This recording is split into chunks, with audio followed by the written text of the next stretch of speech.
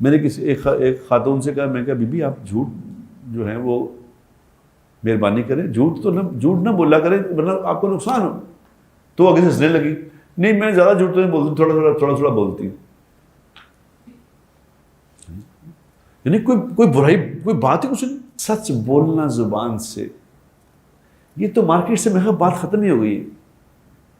میں نہیں سمجھتا کہ 25 کروڑ عوام میں سے، ہمارے 25 کروڑ عوام میں سے 25,000 لوگ ایسے بھی ہوں گے یا 2500 لوگ ایسے ہوں گے جو یہ دعویٰ کرتے ہیں کہ زندگی میں نے کبھی جھوٹ نہیں بولا.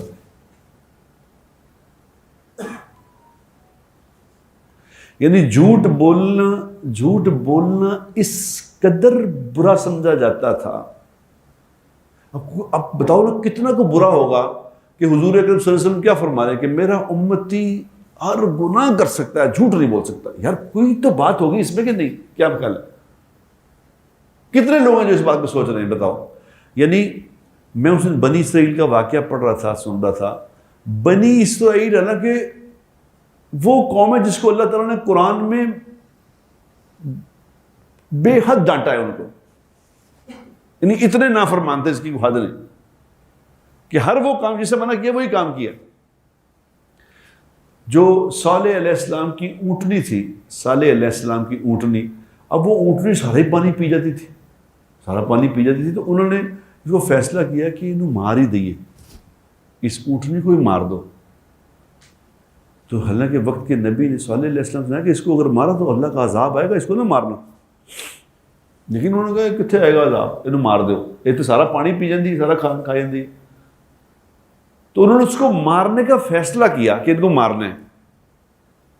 اب یہ بات سمجھانے کی بات، جو یہ بات واقعہ یاد آیا، یہ سمجھانا اس لیے کہ انہوں نے اس کو مارنے کا فیصلہ کیا. تو انہوں نے کہا کون مارے اس کو؟ مارے کون؟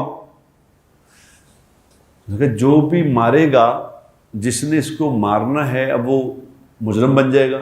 وہ کہے گا جی میں اس نے مارا ہے، تو کسی کا نام لگ جائے گا. تو نام نہ کسی کا لگے تو اس کو رات کو مارتے ہیں اندھیرے میں، اور سارے قبیلے والے مل کے ماریں اس کو، تاکہ کسی کا پتہ ہی چلے کہ کس کے وار سے مری ہے، تاکہ صبح ہمیں جھوٹ نہ بولنا پڑے کہ کس نے مارا ہے.